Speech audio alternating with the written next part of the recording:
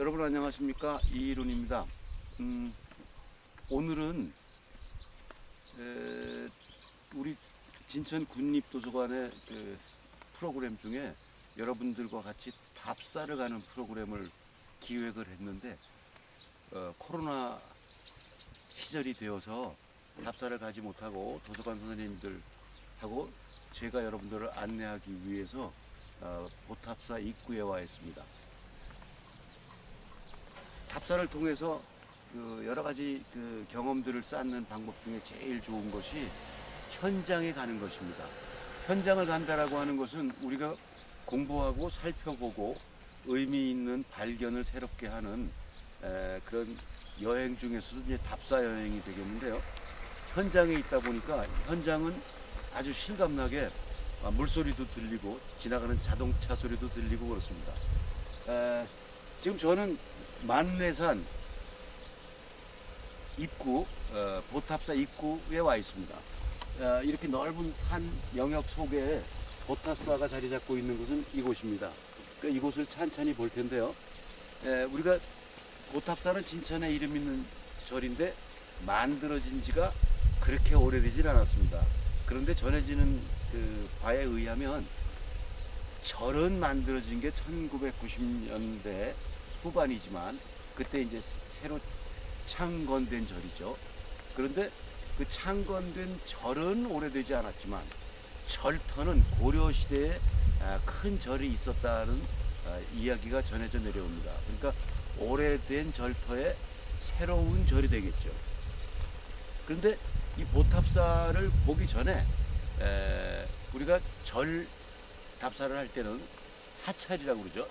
사찰은 크게 산지형 가람과 평지형 가람으로 나뉩니다. 산지형 가람이라고 하면 산의 경사도가 심하고 터는 좀 넓지만 경사가 심해서 산세에 건축을 맞추어서 잘 배치한 그런 사찰들을 산지형, 산속에 있는 절이라고 그러고, 평지형 가람은 이렇게 평평한 동네 인근에 또는 생활의 거점 주변에 평평한 곳에 자리 잡은 사찰들을 평지형 가람이라고 합니다.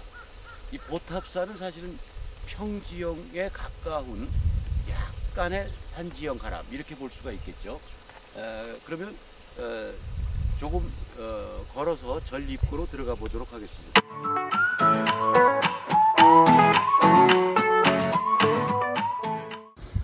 보통 사찰들은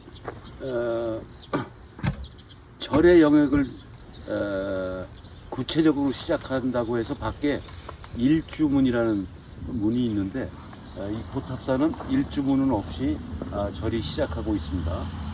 저기 끝에 보이는 것이 이제 우리 보탑사의 자랑거리이자 상징인 3층 목조 건축 구조로 된 3층 목탑형의 대웅전이 되겠습니다. 보통 우리가 이제 사찰 답사를 가면 다짜고짜 절만 구경하거나 바로 절에서 뭐 볼 거 없나, 아니면 이 절은 어떤가, 그러고 이제 절만 유심히 봅니다. 근데 그 방법은 답사의 방법으로 그렇게 좋은 방법은 아닙니다. 절과 관계된 그 지역과 동네 아니면 자연 환경, 여기에 절과 연결된 볼거리가 오히려 많이 숨겨져 있습니다. 이 보탑사도 굉장한 이야기거리가 숨겨져 있는데요. 그것은 바로 어마어마하게 나이가 많은, 무려 한 300살쯤 되는 나무입니다. 여러분, 그 나무로 먼저 가보시죠.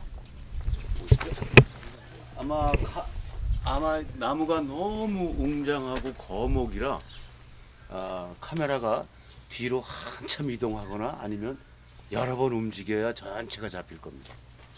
자, 나무 밑으로 우선 가보겠습니다. 여러분, 이 뒤나무는 350살쯤 된 나무입니다. 진천군에서 보호수로 지정된 군나무인데요. 이 이 느티나무는 아마 이 절터의 역사를 다 기억하고 있을 겁니다.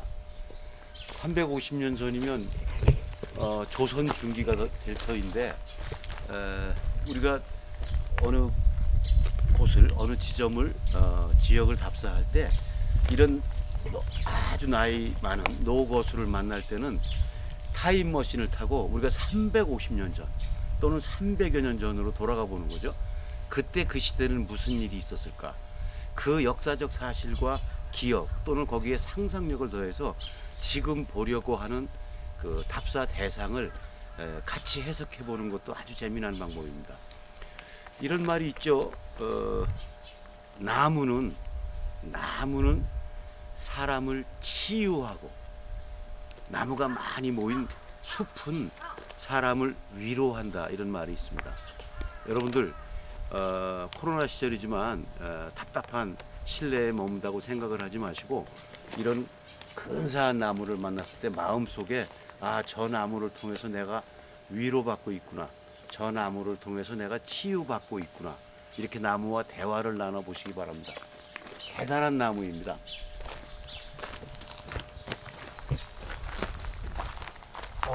이거 뭐 어마어마하죠? 한 4사람이 팔을 벌려야 될 정도로 우리가 나무 앞에서는 생각할 것이 많습니다. 우리 사람들은, 인간들은 토목기술, 과학기술, 건축기술 또는 화학기술을 이용해서 별걸 다 만들죠. 지금 21세기가 그런 시대에 아주 어마어마한 과학적 또는 산업적 발달을 하고 또 IT 산업에서 극도의 우리가 기계화된 또는 IT화된 시대에 살고 있는데 우리가 별걸 다 만들어내도 지금 저를 찍고 있는 카메라도 우리가 만든 과학적 산물이죠. 정지된 시간을 연결시키는 장치가 영상이니까 그다 인간이 만들어낸 겁니다. 그런데 아쉽게도 인간은 나무 한 그루 만들어내지 못합니다. 이 나무 자연이 만든 거죠. 사람이 만든 거 아닙니다. 절은 인간이 만드는 거지만, 그래서 우린 이런 커다란 나무를 볼 때 자연을 대하는 또는 인간이 만든 사물과 비교해서 생각할 때 좀 엄숙한 생각을 할 필요가 있습니다. 저는 지금 군 도서관 프로그램 때문에 아주 엄숙한 나무 밑에 있습니다. 대단히 기분 좋은 시간입니다. 여러분들도 같이 이 나무를 통해서 한번 묵상해 보시기 바랍니다.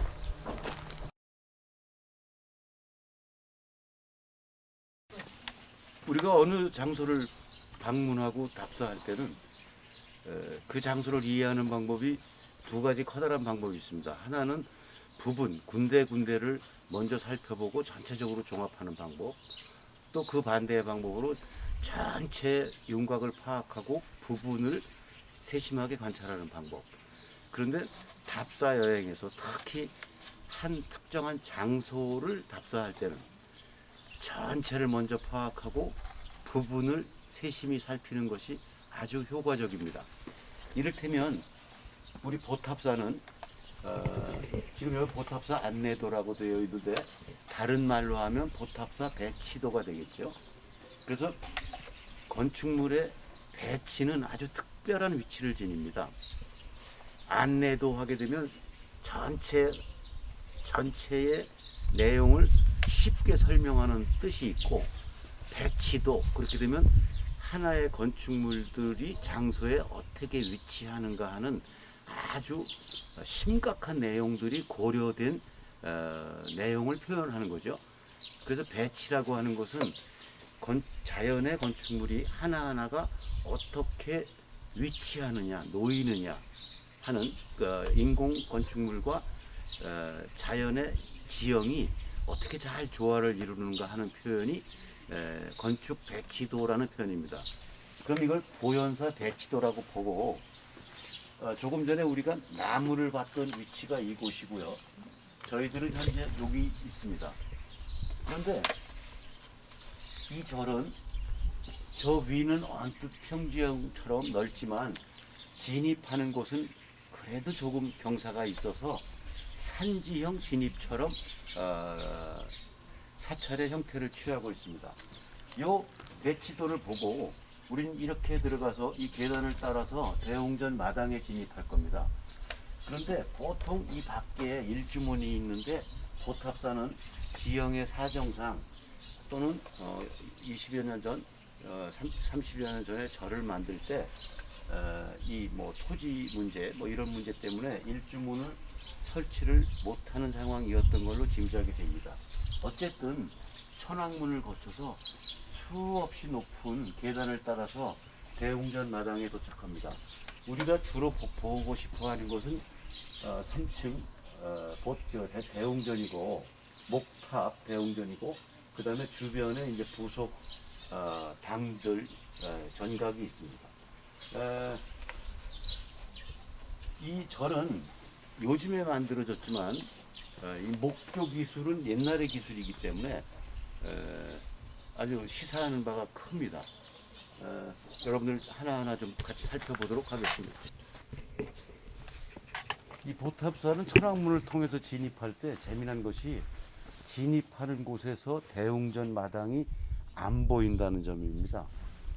이것은 전형적인 산지형 가람의 시퀀스를 보여줍니다.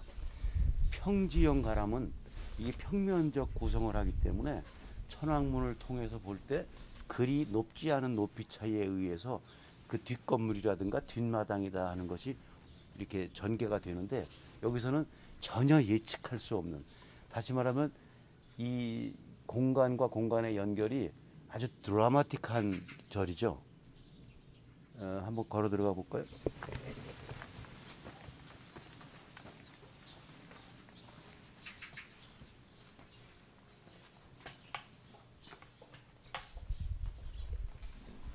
사천왕이 모셔져 있고요.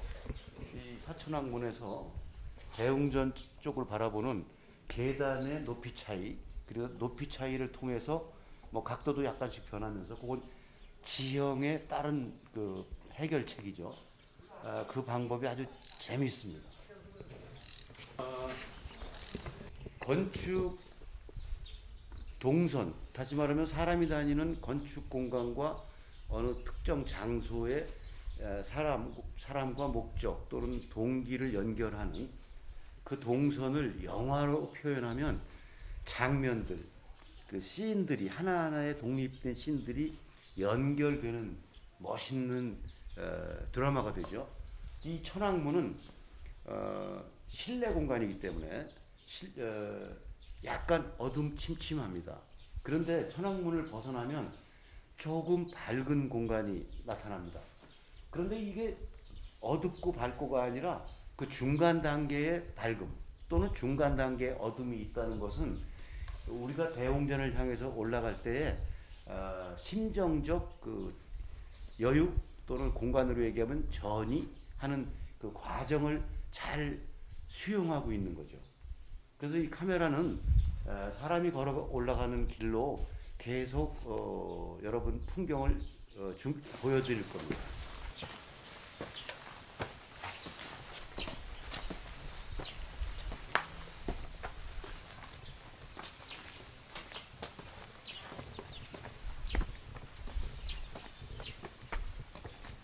천왕문의 약간 어두운 공간에서 조금 밝은 공간으로 나왔습니다. 그럼 좀 더 밝은 공간으로 올라가겠습니다.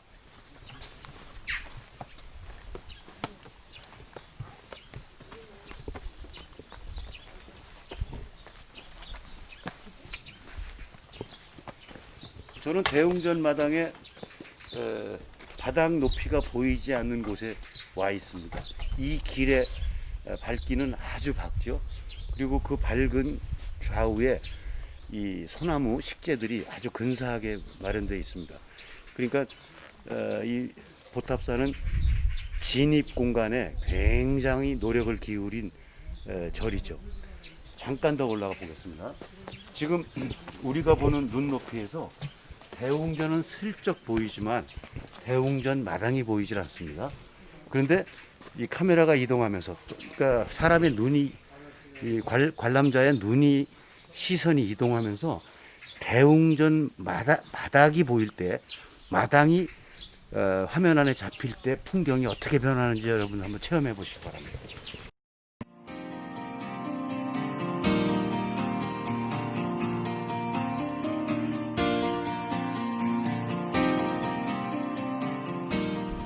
여러분들 지금 천왕문에서 계단으로만 연결되는 길을 통해서 올라오다가 이렇게 넓은 대웅전 마당이 있는 곳을 보니까 전혀 새로운 풍경이 되죠.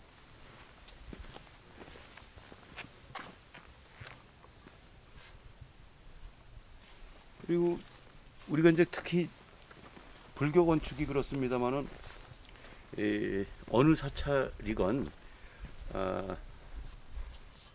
무슨 산 무슨 사, 그러니까 산 이름이 앞에 있고 절 이름이 뒤에 옵니다. 그래서 우리 보탑사도 마찬가지인데요. 보련산 보탑사 또는 말레산 보탑사 이렇게 말들 하죠. 가야산 해인사 이렇게 말을 하는 이유는 산 속에 절이 있다라고 하는, 그러니까 절보다 그 절을 있게 하는 장소적 특성을 아주 강조하고 느끼게 하는 그런 표기법입니다. 그래서 사실은 이 시간적 여유만 있으면 그 절이 어떻게 자리 잡고 있는가를 잘 파악하기 위해서는 절 뒤에 가장 높은 산 꼭대기에 올라가서 이렇게 내려다보면 아주 확실하게 그걸 느낄 수가 있죠. 어떤 지형은 어떤가, 산세는 어떤가, 그리고 절터를 어떻게 조성했는가 하는 걸 느낄 수가 있습니다. 그래서 시간 여유가 있으면 여러분들은 보탑사에 오셨을 때 보련산 꼭대기까지 올라가시는 것도 운동해서 좋고 뭐 절 주변을 공부해서 좋고 일거양득인 거죠. 대웅전으로 가보겠습니다. 여러분 지금 저는 보탑사의 자랑인 그리고 상징인 3층 목탑 대웅전 앞에 와 있습니다. 오늘 여러분들과 함께 이 보탑사 이 3층 목탑의 내부 공간, 보통 탑이라고 그러면 내부 공간이 없는데 우리 사찰의 목탑으로 되어 있는 절은 아주 드뭅니다. 아주 드문데 오늘 여러분과 함께 이 보탑사 측에 아주 각별한 양해를 얻어서 배려를 받아서 내부까지 촬영하고 구경을 하도록 하겠습니다. 그리고 장소를 옮겨서 이 탑에 관한 이러저런 얘기를 풀도록 하겠습니다. 일단 안으로 들어가 보시죠.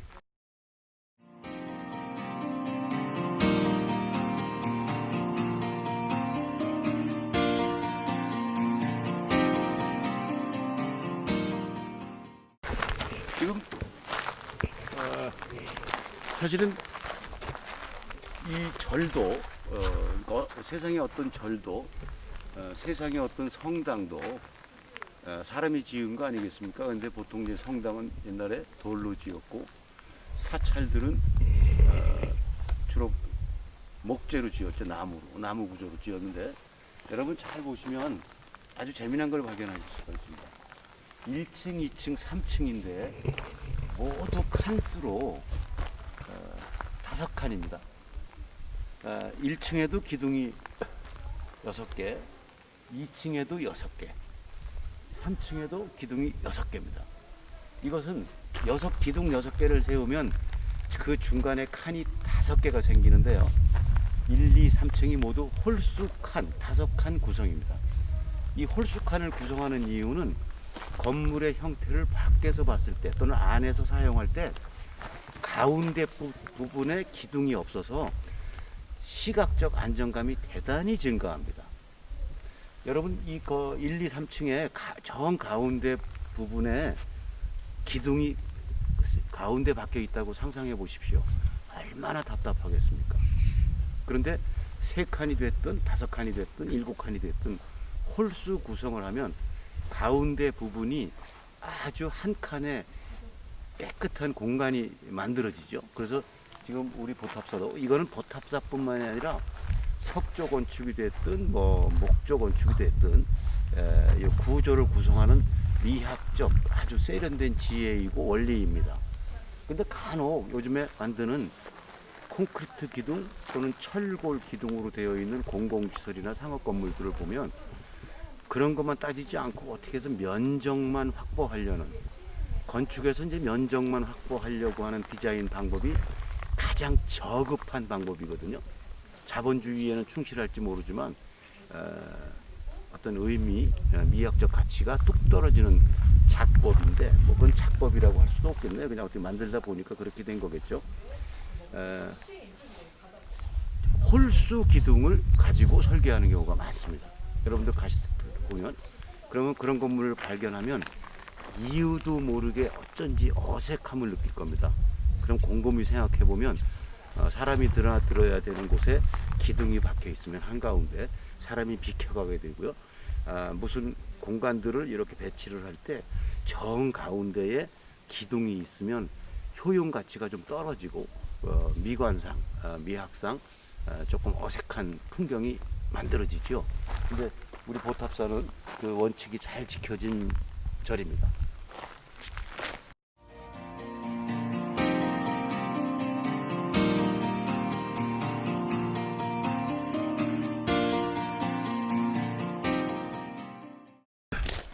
카메라가 계단을 걸어 올라오는 화면을 보셨을 겁니다. 이건 그냥 에피소드 또는 작은 이야기거리 하나 하면, 이렇게 넓은 터에 그 대웅전 올라가는 계단을 왜 가파르게 만들었을까요? 계단의 참은 좁고 디딤판은 좁고 첼판은 높고, 왜 이렇게 만들었을까요? 넓게, 굳이 넓게 노인이나 아이들 또는 몸 약한 사람도 편하게 올라올 수 있도록 할 수도 있는데 왜 이렇게 했을까요? 이것은 사찰 건축, 절 건축이나 향교 건축에 가면 급한 계단을 많이 만나게 됩니다. 그것은 계단이 급하면 행동 거지가 조심하게 됩니다. 그리고 속도가 느려집니다. 뛰는 게 불가능하고 조심스럽게 접근하라고 하는 그런 건축적 장치입니다.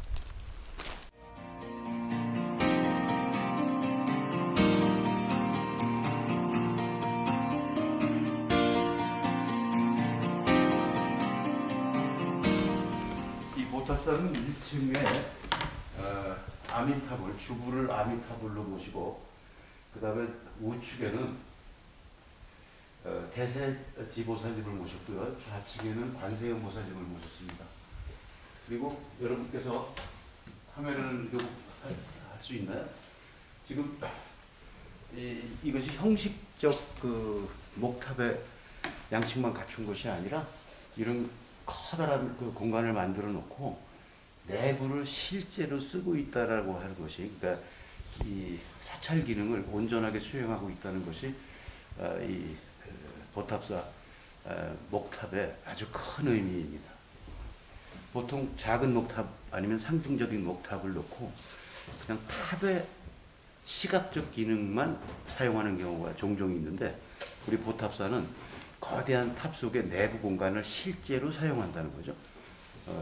불상을 모시고 있고, 그리고 실제로 불공을 드리고요.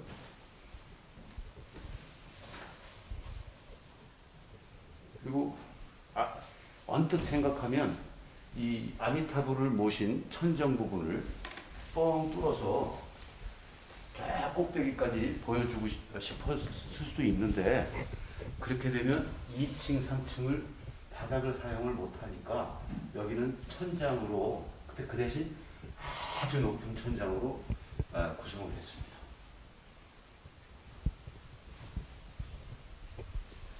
그리고 아미타불을 중심으로 한 가운데 부분에 이제 기둥 4개로 만들어진 불단이 있는데, 그 불단 주변도 불화라든가 또는 그 연꽃 우리 목창살이라든가 해서 아주 정성스럽게 만든 것으로 주변도 다 가꾸어 놨습니다.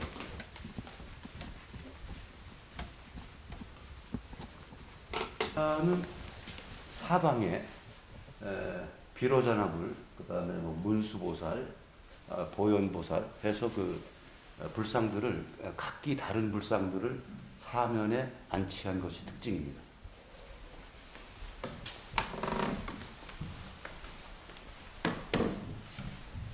엄청 재미난 장면을 만났습니다. 이건 사실 대한민국 아니 세계의 어느 절에 가서도 볼 수 없는 풍경입니다. 여러분들 이거 보이시나요? 수박입니다.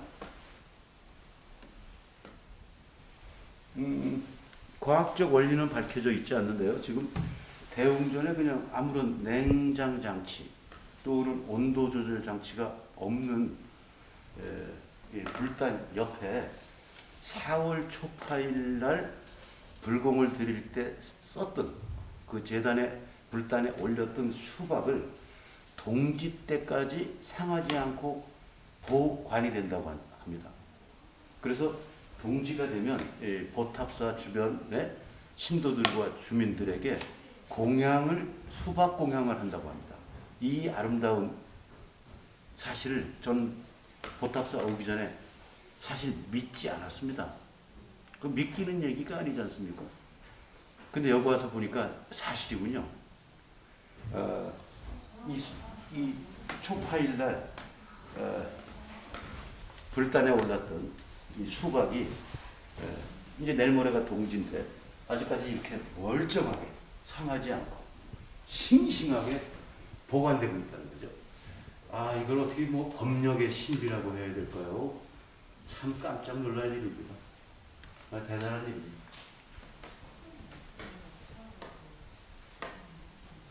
수박이 상할까봐 손 대보고 싶은데 손으로 만지면 안 되겠습니다. 수박이 상하면 안 되니까요.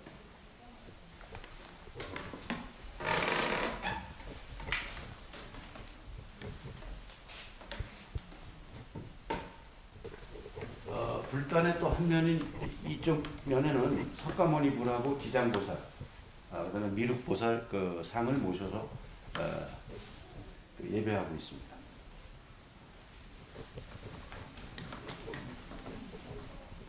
수박을 먹고 싶은 욕망을 억누르고 2층으로 올라가 보도록 하겠습니다.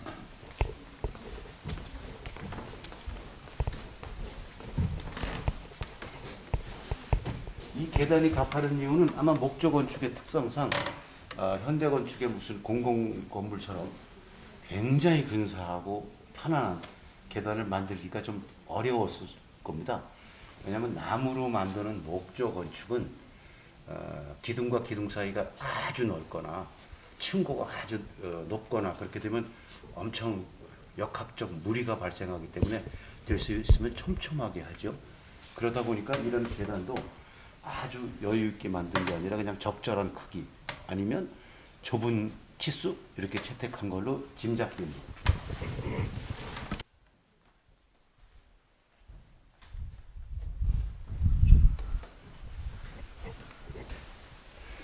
이 층은 다란이경을 모신 곳입니다.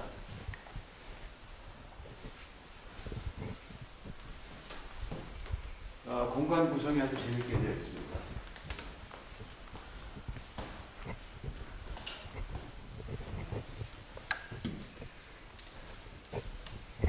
다란이경의 그 판각을 보존 전시하고 있습니다. 그래서 예불에 참석한 관람객들이 또는参배객들이 다 눈으로 확인할 수 있도록 아주 의미 있는 공간입니다.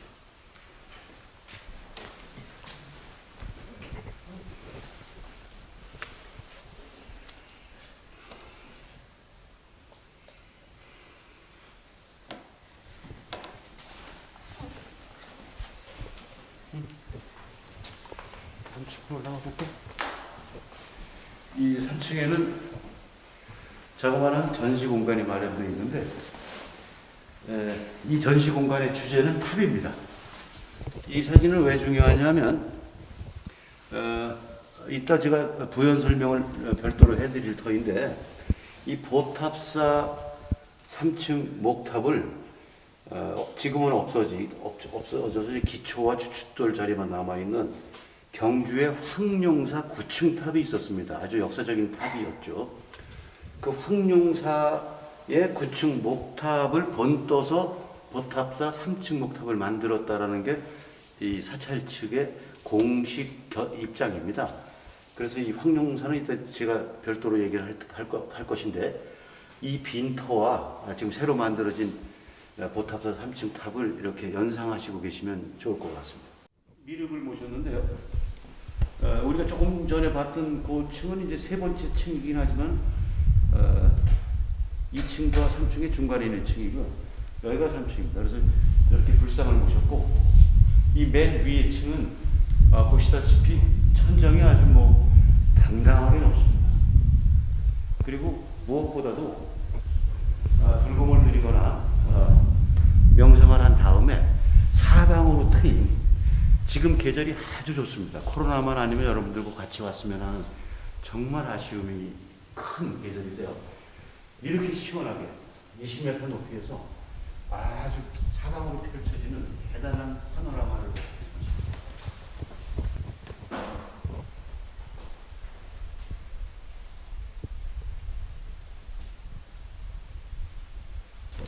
파노라마까지 즐겼으니까 그 미륵 부처님께 인사드리고 이제 아래층으로 내려가도록 하겠습니다.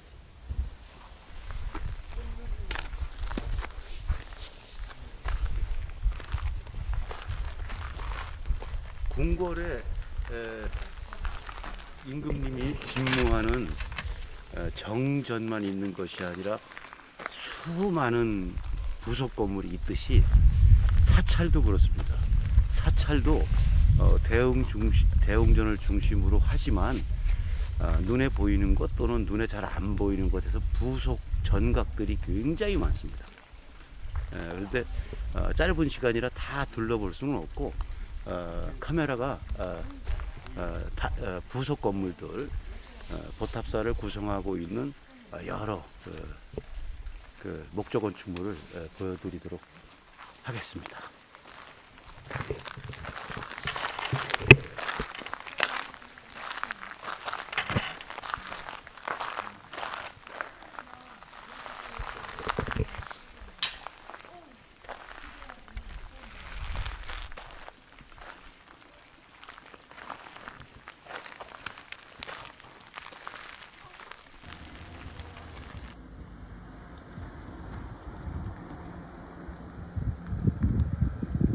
세 번째 뵙네요.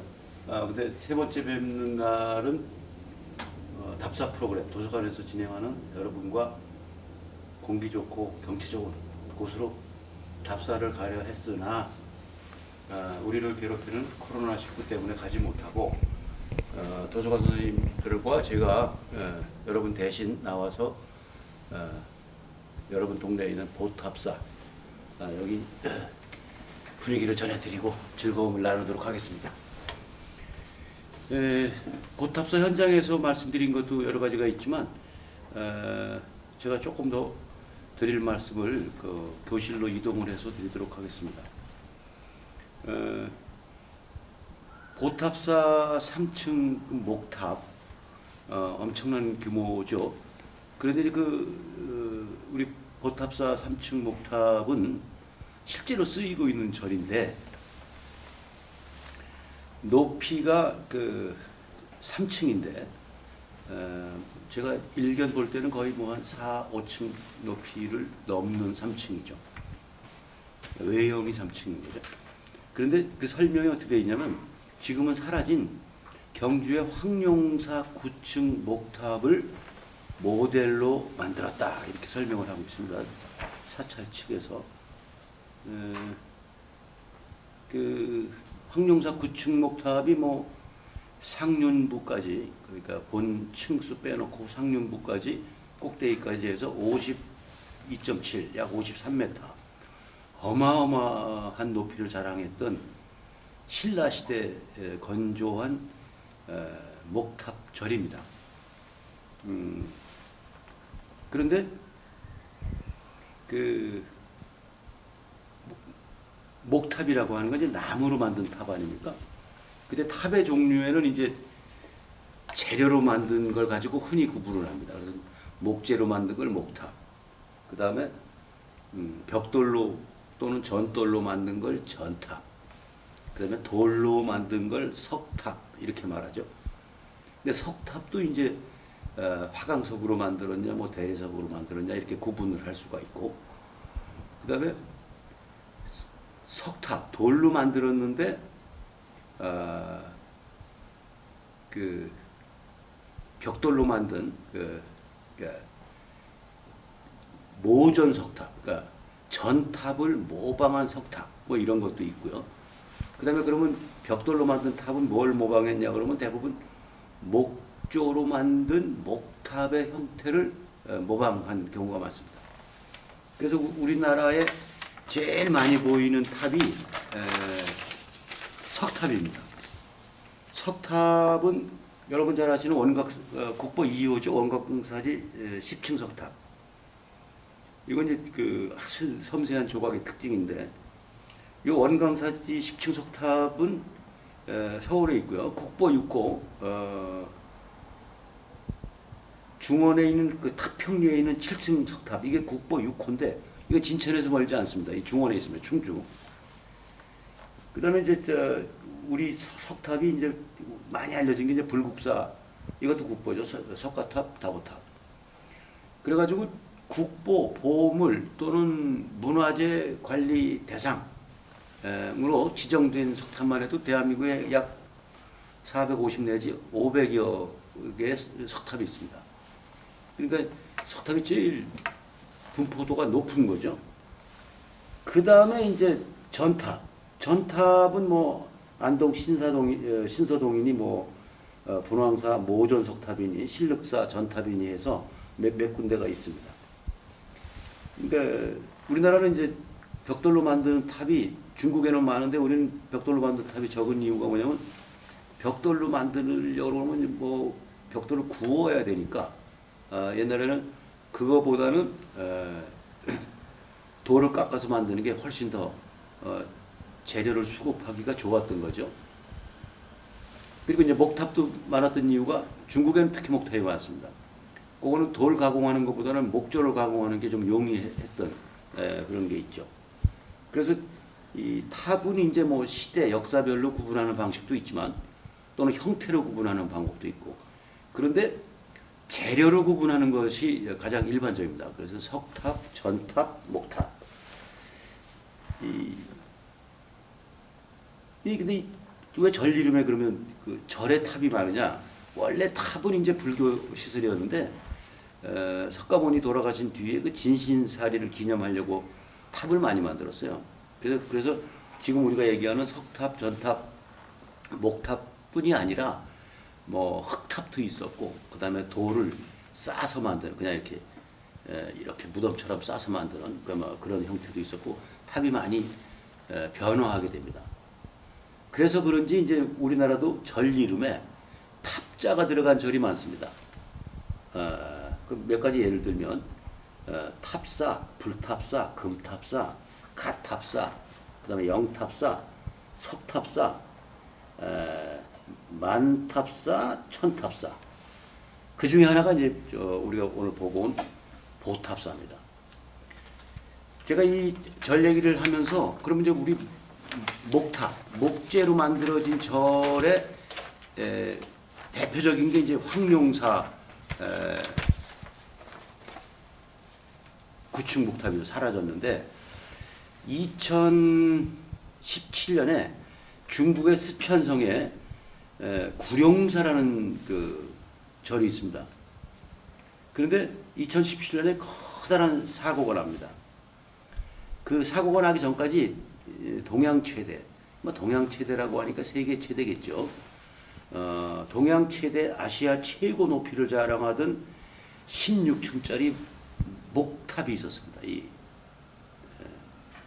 스촨성 구룡사에 영관루라고 하는 탑이었는데, 이게 명나라 시대 1600년대에 만들어진 아주 높은 탑입니다.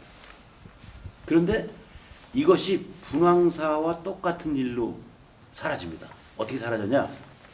불이 났습니다.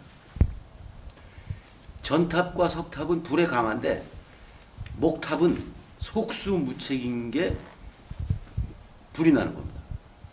그런데 구룡사 영관루는 사고, 실수로 화재가 벌어나서 그냥 몇백 년 된 그 수십 미터의 나무 탑이 그냥 홀라당 타버렸고, 황룡사는 이제 몽고군이 쳐들어와가지고 침략 전쟁에 희생되면서 그들이 이제 불을 지릅니다. 불을 지르는데 불을 지르니까 뭐 한 방에 그냥 하루아침에 날아가는 거죠.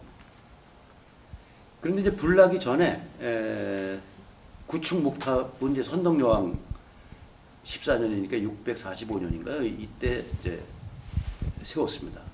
근데 그 당시에 신라가 기술이 약간 모자라서, 건축술이 약간 모자라서 황룡사를 지면서 거꾸로 백제에 있는 건축가 아비지라고 하는 건축가를 초청합니다. 그 아비지가 불려와서 찝찝한 마음을 억누르고 뭐 꿈자리가 뒤숭숭하고 그랬답니다. 그런데 불심을 믿고 건축을 해서 완공을 시킵니다. 그런데 그게 이제 대여섯 번 중수하고 뭐 고치고 이렇게 하면서 유지 관리를 잘하다가 그냥 그 침략군에 그냥 불 질러가지고 그냥 소실되는 바람에 하루아침에 날라가죠. 그런데 황룡사 구층탑이 불나는 장면은 우리가 목격한 바가 없죠. 하도 오래전 일이니까. 그런데 중국 수촨성의 구룡사 영관루가 불이 나서 한 방에 나가는 슬픈 장면은 여러분께서 보실 수가 있습니다. 그냥 보시면 아주 안타깝습니다. 예. 우리 옛말에 뭐 싸움 구경과 불 구경이 뭐 재미있다고 그러는데 그거는 이제 마음보가 나쁜 사람들이 하는 말이고 실제로 문화재가 불타는 장면은 슬픕니다. 우린 오래전, 그렇게 오래도 아니죠. 10여 년 전에 국보 1호 우리 숭례문이 한 방에 어떤 쉽고 나쁜 사람이 불질러서 우리 문화재가 불타는 장면을 전 국민이 생중계로 가슴 아파했던 적이 있죠. 저주가 그 황룡사 구축 목탑이 그래서 불에 타서 없어집니다. 근데 그 황룡사 목탑은 9층을 만들었는데 선덕여왕이 하도 다른 나라의 침략과 공갈 협박 뭐 이런 게 불안하고 나라를 튼튼히 해야 되겠다는 소망은 있고 그래서 불심에 의지해서 1층에 각 층에 적국의 이름을 새깁니다. 이 나라들을 제압하자, 평정하자 또는 이들로부터 신라를 방어하자 이런 심정으로 그래서 거기 어떻게 새겨져 있냐면 1층에 일본, 2층에 당나라, 3층에 오월 이건 중국 남쪽에 있는 나라들이죠. 4층에 탕나, 이거 아마 탐나, 지금의 제주도라고 추정됩니다. 그 다음에 백제로 추정되는 응유, 그 다음에 말갈, 7층에 단국, 거란입니다. 8층에 여적, 여진족, 그 다음에 맨 꼭대기층에 예맥, 고구려를 새깁니다. 그래서 이 9나라의 침범과 위협으로부터 신라를 지켜주십시오라는 불심으로 이제 지었죠. 이 황룡사 구축 목탑은 높이가 상륜부까지 해서 약 80m였습니다. 그러니까 대단하죠. 우리 보탑사가 52.7m인데 이건 뭐 80m로 이건 과학적 추정입니다. 그 주춧돌 남아 있는 거 뭐 평면의 크기 뭐 이런 걸 가지고 과학적으로 추정한 겁니다. 근데 이제 이 황룡사 구층을 3D로 재현 이렇게 지었을 것이라고 재현한 자료들을 또 여러분이 보실 수가 있습니다.